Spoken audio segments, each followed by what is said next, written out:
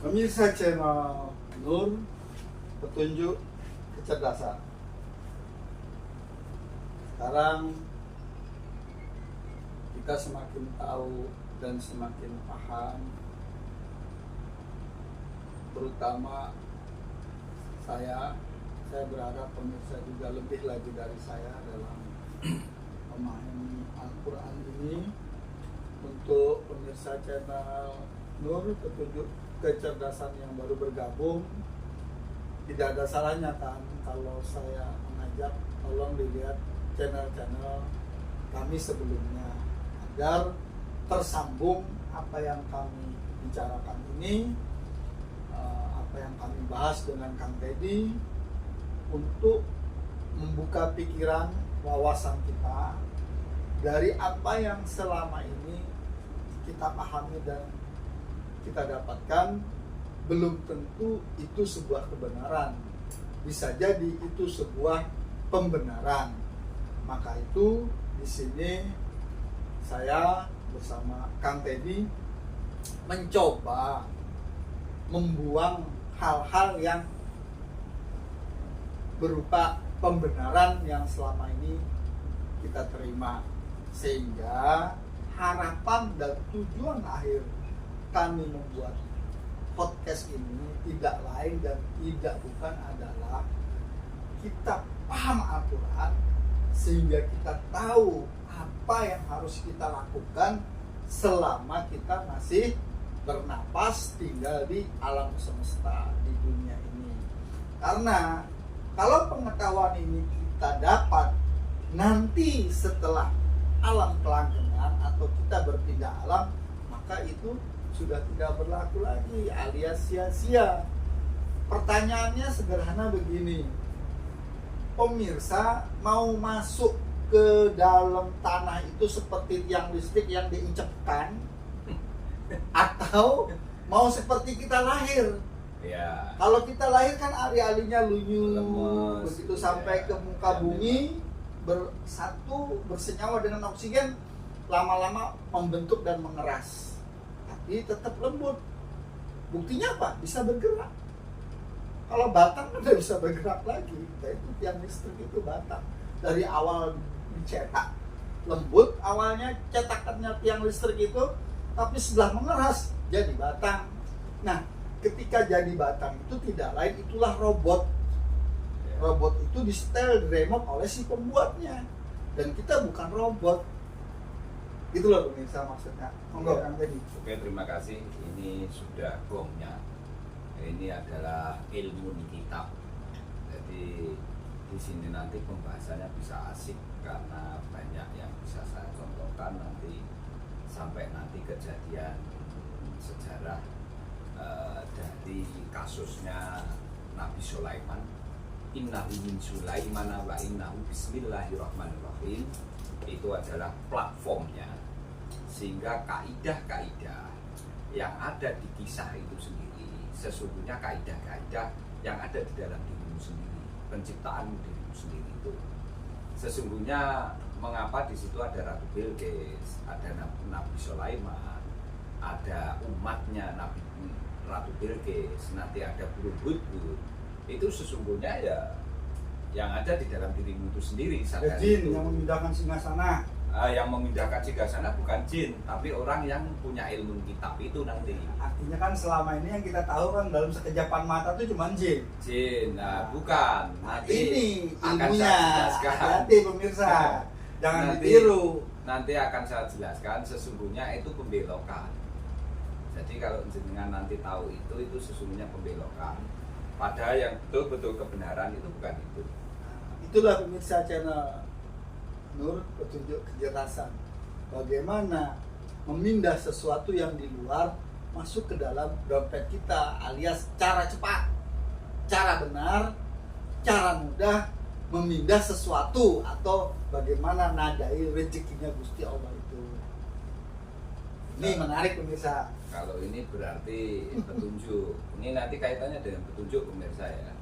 Karena kita ngomong bahwa ini petunjuk makanannya roh, makanannya apa, jiwa, bukan roh. Kalau roh itu makanannya ya oksigenmu itu. Nah, karena ini baru pemirsa, saya nggak mau disuruh baca, aku tak perlu mau naik, kayak enak. Nek saya baca nanti saya nggak konsen. Ya. Jadi ini di ahli kitabnya, ini di ilmu kitab ya. Ilmu kitab itu apa yang dimaksud dengan ilmu Alkitab? Karena ini ada dua unsur yang tidak bisa kamu pisahkan. Ilmu itu apa? Alkitab itu apa? Ilmu itu dari kata-kata alama. Jadi berilmu pengetahuan itu namanya alama. Jadi nanti setiap di Al-Quran ada yang namanya alamal insana malam ya'lam. Itu sesungguhnya ya berkaitannya ilmu itu. Karena sesungguhnya kitab itu sendiri kemasan dari ilmu. Nah ilmu itu dari kata-kata alama itu sesungguhnya ya ilmu pengetahuan itu sendiri. Jadi seperti ahad kembali ke ahad itu bro. Itu makanya kalau nggak ngerti ya gimana ya. Jadi orang-orang yang sudah benar-benar mengetahui, merasakan dan menjalani kitabnya itu sendiri. Saya tak tanya, selama ini panjenengan itu yang kamu gunakan melakukan aktivitas apapun, itu apa menurut? Dan saya. Nah, berarti kan selama ini yang kamu pakai untuk menjalankan apapun, kamu kemanapun sudah, sampai kamu ngapain aja, itu kan sesungguhnya ya jasmani, rohani sama jiwamu. Ya. Kan tidak bisa terlepas dari itu. Bisa. Nah itulah sesungguhnya kemasan ilmu itu sendiri. Kamu hidup harus dengan ilmu itu, dan kamu melakukan apapun harus dengan risalah nubuah itu. Karena terlepas dari itu ya sudah. Kamu berarti termasuk orang yang fasik itu tadi, atau kamu termasuk orang yang lalai, atau kamu termasuk orang yang melampaui batas. Sudah itu aja nanti nilaimu itu di situ, gitu loh. Ruh, jiwa, jasmani. Jasmani, rohani, jiwa. Iya. Nah, selama ini kamu melakukan apapun dengan istrimu, dengan anakmu, kamu kemarin pergi kemana-mana itu, yang kamu tinggal di rumah apa sih? Ada. Ya kan tidak ada. Iya. Kan kamu selalu hadir di situ. Kalau kehadirannya salah satu tidak ada, artinya apa orang ini? Batal. Ya mati toh. Iya. Coba salah satunya tidak hadir itu. Kamu bisa ke sini tidak tadi? Ya sudah. Berarti ke sini itu kan sesungguhnya kemasan ilmu yang datang ke sini. Lengkap toh. Ya. Nah itu berarti kan hadir, bukan gaib lagi. Ya. Nah itu sadari dulu. Dan kamu membawa sumpah enggak itu? Otomatis. Otomatis. Yang kamu yang jawab itu kok. Yang mau kamu sangka lagi apanya tak tanya? Dengan keberadaanmu itu. Nah makanya ilmu kitab nanti kehebatannya di situ itu, makanya sampai sekedipan mata. Lah matamu berkedip apa enggak? Nah apa jantungmu itu di luar dirimu? Ya, Di dalam kan? Nah mengapa selama ini kamu nggak menyadari itu dulu gitu loh? Itu yang perlu itu disadari dia, pemirsa. Pemirsa channel Nur Petunjuk Kecerdasan. Itulah orang yang lalai, yang mengerjakan sholat tapi dia lalai di dalam sholatnya karena dia tidak menghadirkan ketiga unsur tadi, jasmani, rohani, dan jiwa. Nah, Yang dihadirkan cuma jasmani, terkadang rohani, iya. tapi jiwanya melayang-layang alias Kemana-mana. Karena apa? Yang kamu hadirkan di situ bukan ilmunya itu. Karena kalau kamu tidak menghadirkan ilmunya di situ, ya akhirnya kamu menghadirkan apa kan gitu aja. Jadi Bisa saya menghadirkan uang, bisa menghadirkan istrimu, ya, jadi bisa menghadirkan anakmu. pemirsa saya sudah Jangan mulai paham. Kenapa? Maka celakalah orang-orang yang sholat yang lalai di dalam sholatnya. Ya ini maksudnya. Iya. Kita sholat secara jasmani, mungkin secara rohani juga kita membaca Allah dan sebagainya. Tapi pikiran kita udah mari kata iki, kata iku. Nah, ini kan sama dengan orang kalau diibaratkan ya mabuk tapi tidak mabuk. Nah, disebut tidak mabuk buktinya dia berdiri sujud ruku. Iya. Disebut mabuk ya buktinya dia mikir Lupa, ada kealpaan yang tidak kemana-mana. dihadirkan. Nah, Betul. artinya tidak tiga tadi tidak utuh. Iya. Nah, ini kan yang selama ini saya tidak tahu. Terus Iya. aja. Makanya gini mas, nanti kaitannya daimun khosiun, terus kaitannya yang namanya sholat daimun khosiun, sholat khusyuk, itu sesungguhnya harus latihan. Makanya mengapa kamu dalam 5 waktu itu harus dilatih terus, sehingga menjadi 17 rakaat itu. Sesungguhnya arahnya ke sana. Akhirnya kamu tidak mikir bah engko dikei pahala, bah tidak, ya gak mikir dosa. Karena saat kamu bisa menghadirkan keseluruhnya itu dalam tindakanmu, ya sudah, nggak usah berhitung, gitu loh. Karena ada konsekuensi logis di balik itu akan datang dengan sendirinya, tanpa harus kamu minta, gitu loh.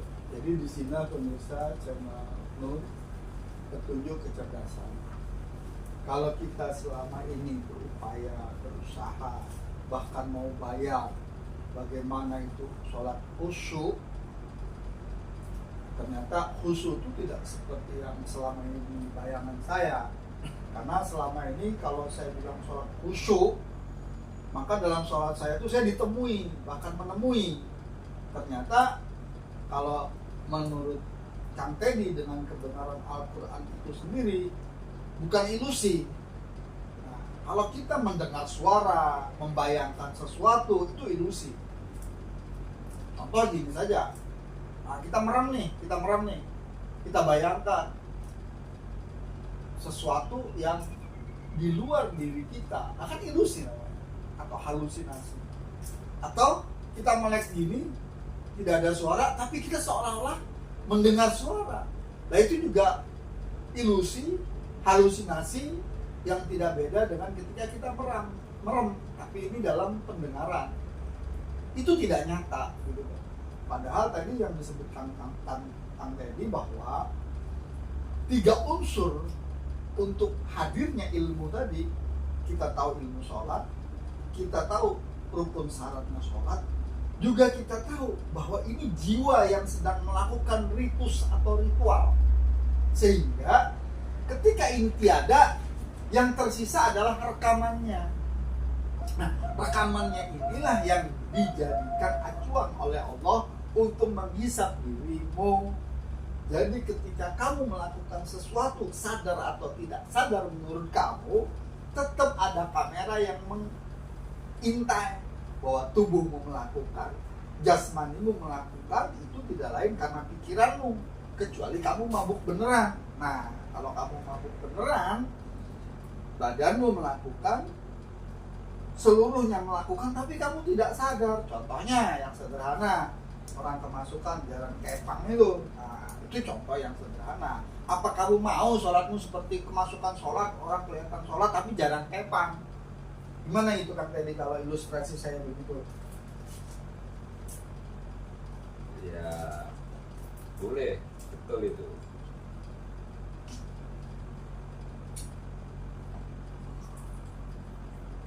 Jadi kalau pertanyaan saya, khusyuk itu apa sih?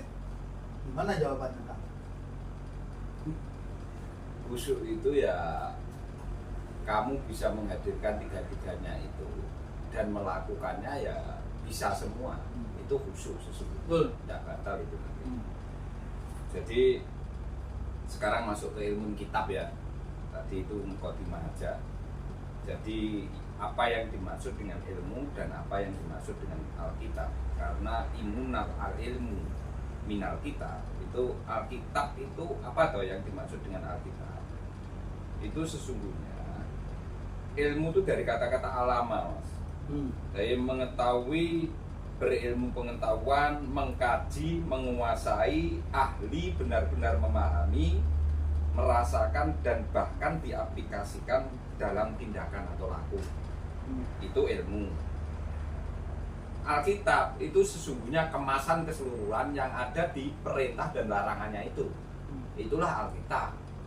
Jadi kalau ilmu Alkitab itu sesungguhnya orang yang telah ahli dengan kemasan risalah dan nubuatnya itu, sehingga beliau sampai melakukan aktivitas apapun itu dengan Alkitabnya itu, dengan ilmunya itu, pengetahuannya itu, gitu Mas. Jadi tidak menjadi angan-angan belaka, tidak menjadi di konsep, tidak menjadi di pemikiran, tapi dituangkan, diapresiasikan. Jadi diapresiasikan dalam lakunya itu, sehingga dia ngelakoni sholat, melakukan ritualnya sholat itu sesungguhnya dia kan nurut di ilmu. Nah, apa ya istilahnya yang enak apa pemirsa ya? Jadi jenengan itu saat melakukan ritual sholat itu tidak ada keterpaksaan.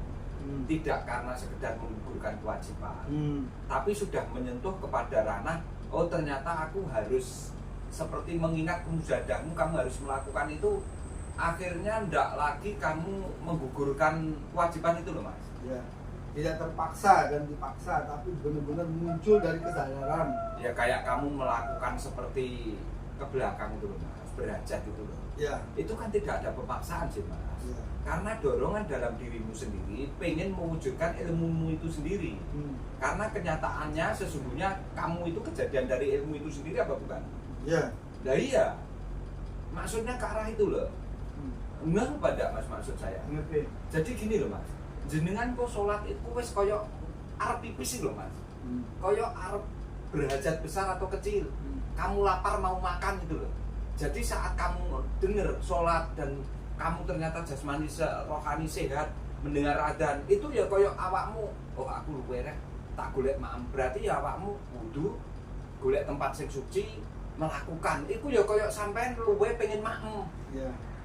Akhirnya kan wes gak usah mikir aku kok itu pahala apa ora. Oh iya. Aku kok wedi dosa, Iya, iya. aku kok itu Ya. apa Mas surga atau aku kok Iya. nek meninggalkan ini, paham maksudku? Wis Iya. ngene. Sampean luwe terus gak mangan kira-kira piye Mas? Ya loro. Ya luwe terus ngono Iya. ya. Nek pengen warak ya makmo. Nah. Lah salat itu nanti seperti itu ngono maksudku. Aku malah piye Mas ya? Ini Ya, paham. terjemahannya gimana wis ndang? Sampean terangkan sih ben pemirsa nanti enak.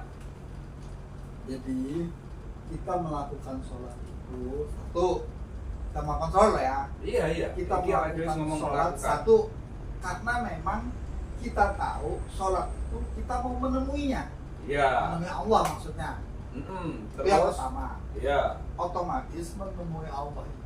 Tapi nanti tarikin seperti kamu Iya. lapar makan. Iya. Jadi wis gak njaluk Ya. wedi dosa utawa Iya. kamu njaluk surga wis gak iku Iya. ngono lho maksudku. Jadi menemui Allah itu di tempat khusus, waktu khusus yang sudah ditentukan. Hmm. Contoh, kalau kita mau makan, kan harus ada makanannya. Iya.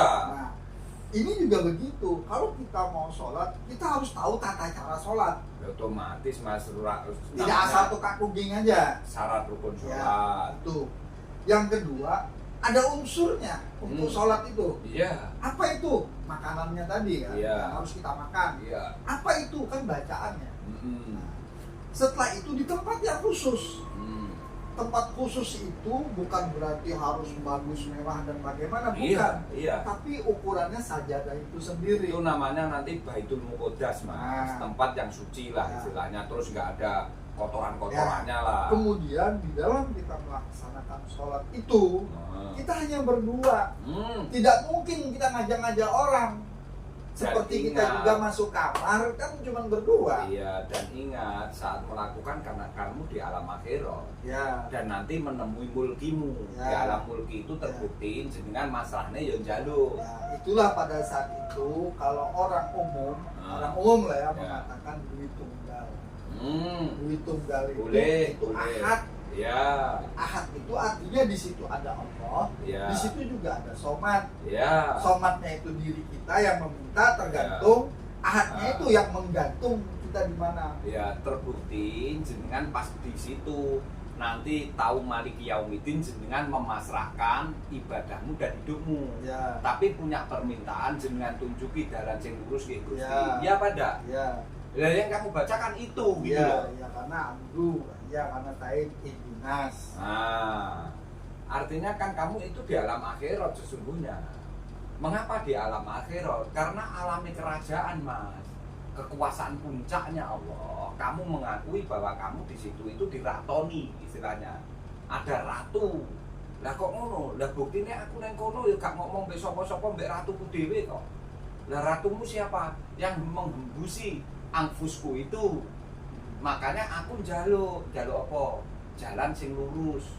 Kan gak koyo njaluk duit neng aku atau njaluk ngombe neng aku toh Mas. Beda toh. Dan saat itu berani kamu ngomong dengan orang, dipanggil orang berani nyauri. Nah, di sebelahmu ada istri, anak, berani kamu yang macem-macem. Kan dia punya pertanggungjawaban sendiri-sendiri. Ya. Itulah sesungguhnya alamnya alam akhirat karena tidak terpisah sekalipun di alam semesta. Tapi sesungguhnya kamu terpisah dari dimensi alam semesta. Ya. Terbukti apa?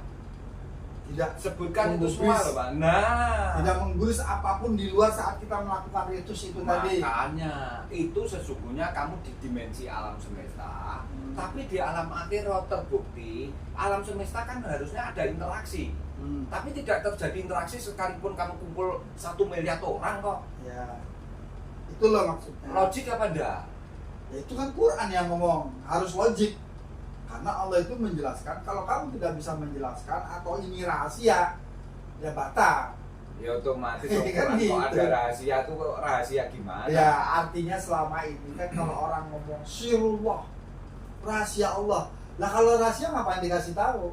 Wong rahasia kok ya sudah tutup aja. Iya, Nah, berarti makanya Al-Quran ini- nggak perlu dibuka Ya dan dibaca. selama ini kan kita Ya. itu terlalu waduh sing rusirullah itu kudu wong sing wis ngono lho. Daki-daki nih bahasa sampean kaki jolo-jolo. Ya. Tapi kan ternyata tidak semengerikan dan se ekstrim itu gitu loh. Artinya ya sudah, ya seperti kita ngomong Tuhan dalam keadaan apapun kan boleh toh. Tidak harus punya wudhu, tidak harus keadaan suci. Nek jenengan ngomong ngono nek tanya nek Mas. Apa? Lah wong Allah itu di dalam dirimu. Ning jeromu enek telek ora? Oleh, Enek pipis apa? oleh. Berarti Allah lak najis nek jeromu. Kan terbungkus oleh selaput lapisan-lapisan yang tidak saling bersentuhan seperti pedas dan manis. Lah makanya kok terus Allah harus dengan segala macam ritual Ya, itu kan ya saya sebut macam-macam itu dengan- kan lucu. Saya sebut dengan syirullah tadi karena keterbatasan kemampuan pemahaman. Ya. Padahal segala sesuatu itu Allah tuh dengan rapi membungkusnya. Nyun sewu jenengan kan karunnya neng kamar. Kira-kira neng kono Gusti Allah enek ora? Ya enak lah. Lah iya, lah nek memang mbok anggap tabu lah mestinya ndak melu. Gusti Allah mbok delehne. Lah nek Gusti Allah mbok tokne kawamong mbok delehne kowe piye? Ya nggak sadar mate. Ya mati toh Mas, gak sekedar mbok gak sadar. Ya, kan Mati gitu loh. unsurnya kan harus Jawabannya. 3 dulu saya sebut.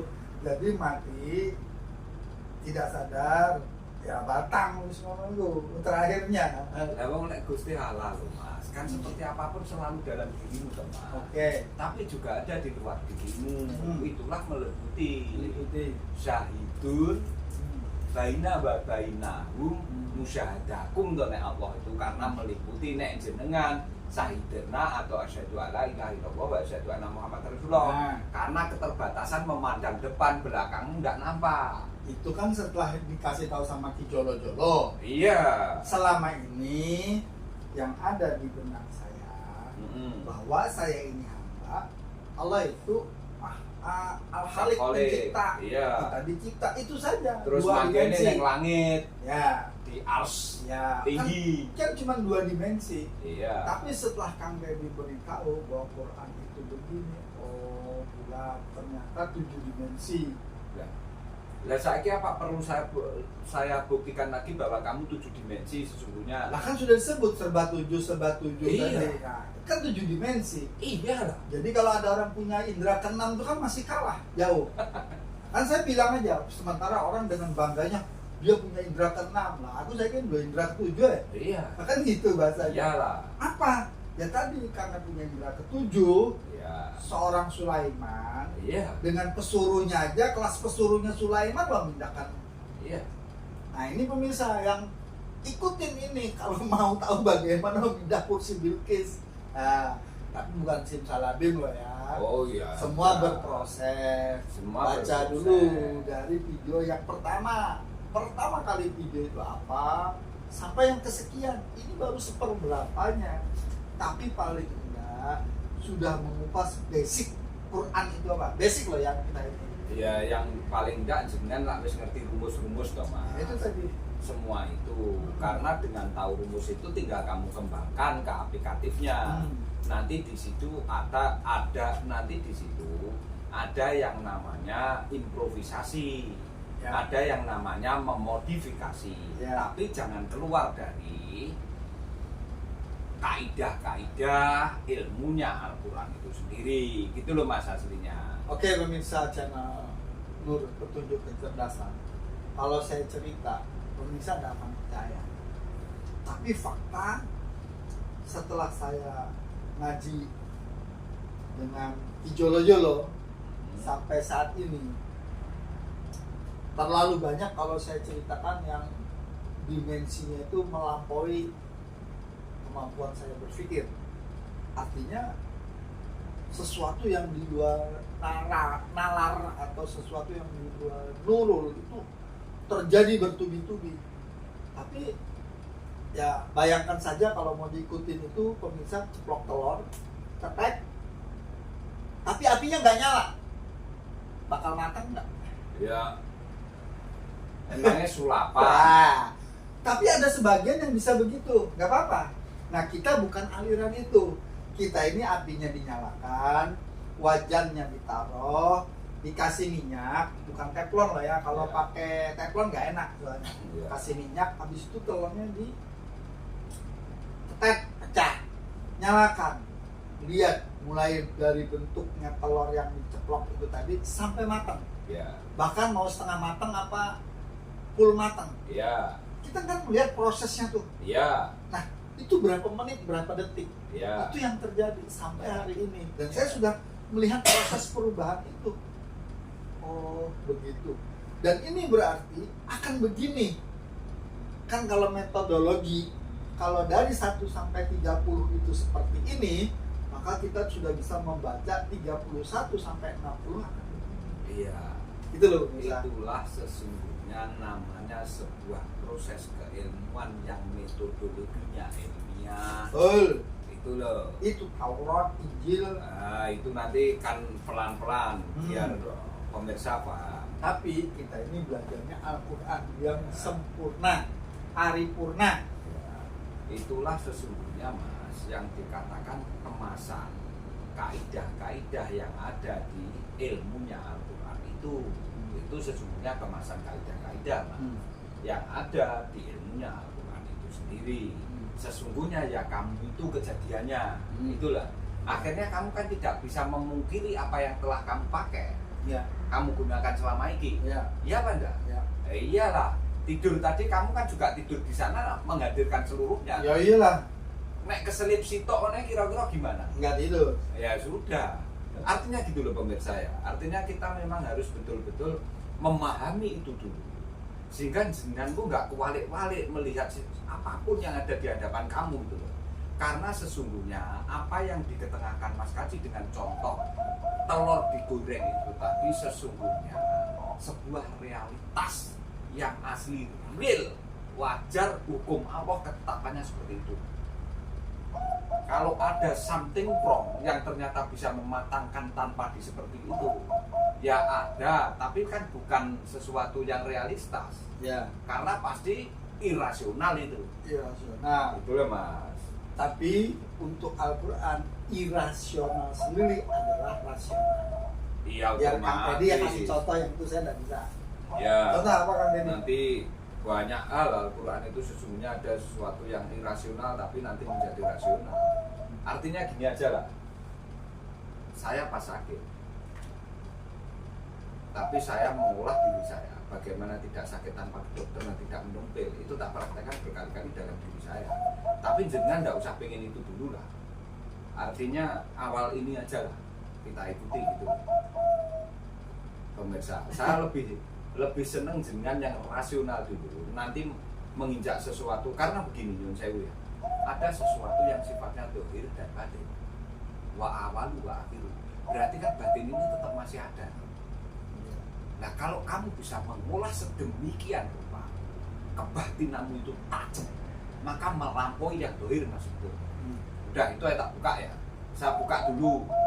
Tapi nanti kalau kamu ngerti semuanya dari 7 unsur yang saya sebutkan remaining 7, kamu sudah betul-betul ngeh di situ dan kamu ngalami seluruh alam itu tidak ada yang kamu lewatkan, maka kamu akan bisa membuat sesuatu itu, mempraktekkan sesuatu itu.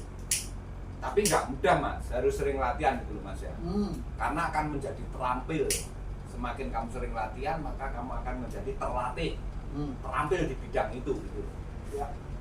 Tuh. Pemirsa channel Nur Petunjuk Kecerdasan. 5 menit sebelum kejadian kita menyebutnya tidak tahu alias goib. Ya. Pada saat kejadian kita berproses dan itu persekian detik. Ya. 5 menit setelah kita lalu kejadian itu, maka hal gaib itu tidak gaib. Menjadi pengalaman. Tetapi semua itu kita bisa lihat 5 menit sebelum kejadian. Apa itu kurang sakti apa? Itu contoh menurut saya. Tapi kita tidak boleh itu dan kita tidak di situ. Kalau kita di situ nanti kita melampaui diri kita. Kalau kita lakukan keseringan, nah itu berbahaya. Berbahayanya apa? 1, cepat mati. 2, energi menjangkau ke depan itu sangat besar. Kecuali, contoh nih, yang nyata aja pemirsa, karena pengen dapat ratusan juta, bahkan miliaran, berangkatlah dia ke Rusia. Upload bagaimana dia perang di Ukraina. Karena dia memang dapat miliaran. Tapi sudah tahu ujungnya mati. Ya sekarang dia sudah sampai di sana, di sisi-sisi kedekatan dengan kematian, dia bilang, aduh Presiden Indonesia, tolong dong saya pulangin lagi ke Indonesia. Dia lupa dengan musyahadahnya bahwa dia berangkat ke Rusia ini udah dibayar sekian miliar sama Uni Soviet. Untung bukan kita yang berangkat, tidak jadi tersangka. Itu jadi contoh, jangan kita begitu. Dapat uang banyak tapi cepat mati, buat apa? Oh dunia ini sak penak-penakin enggak. Punya pilihan. Sekarang nyun sewu ya pemirsa, ini kita buka aja. Kurang sakti apa Mas Kaji? Dia tahu sebelum ditaruh di sini, di musyawarahnya itu. Ayo bayangkan, berarti dia akan kembali mengorek saat dia masih janin penyempurnaan di dalam rahim ibunya. Itu berapa puluh tahun yang lalu udah kamu lampaui katanya. 50 lebih. Kamu ungkap sekarang kan? Bayangkan, kurang sakti apa kalau kamu cuma ngomong 5 menit? Kamu pernah di rahimnya ibumu apa enggak? Mana? Dan itu dibacakan sekarang, dibahas sekarang. Dan yang mengungkap itu siapa? Quran, Kang Aku Deddy, belum salah. Ya, Quran saya ngomong, Nah, tapi diungkap sama Kang Deddy. Lah makanya kurang sakti apa kamu? Lah nanti kamu setelah pindah alam ke alam keabadian, kamu ngerti kok dirimu itu sebagai siapa? Kalau nggak pakai Quran terus pakai piranti apa kamu? Pakai tool apa? Pakai alat apa? Nah ini kurang sakti apa? Nggak sadar kamu itu. Kamu membahas dirimu tentang kemusyadahanmu berarti kamu kembali saat kamu dirahimnya orang tuamu penyempurnaan itu loh Mas. Eno. Kurang sakti opo kuwi? Masuk ke masa lampau dan masuk ke masa yang akan datang. Lah makane Mas, Al-Qur'an iki kurang sakti opo? Awakmu malah gak sadar guyu salaman kene. Masya Allah kok ya mesakne wis tuwek sampai kayak ngono Mas. Lah guyu ta. Untung sadar. Eleng goblok deh gitu loh. Ya aja nesu nek tak ilok-ilok. Aku tak nesu biasa aja. Masih untung ono sing nyadar. Nah, ono. Jadi tersangka lah anakku. Terus wong-wong itu sadar berat. Enggak ngurus, sebenarnya aku sadar. Ini sing keminter, sing kempruk, sing kesembaran, urusane ngomong kantong itu aja. Ternyata Al-Qur'an itu nek mbok waca dengan ilmu tenan, kamu kan tahu 50 tahun yang dulu sebelum di sini. Ternyata kamu awalnya di alam arwah. Terus lahir ke sini. Masuk ke alam dzurriyyat. Bayangkan toh Mas. Kurang sakti piye kok jadi mujik kurang sakti? Melampaui batas kemanusiaanmu berarti. Ngono lho Mas ya. Itu pemirsa. Nah makanya itu pemirsa ini tadi mukadimah ya belum masuk. Sementara tutup dulu nanti masuk ke sini lah. Udah lama itu tadi. Tutup dulu ya pemirsa ya. Tutup dulu pemirsa. Nah, karena ini guyon yang mengerikan. Kurang horor.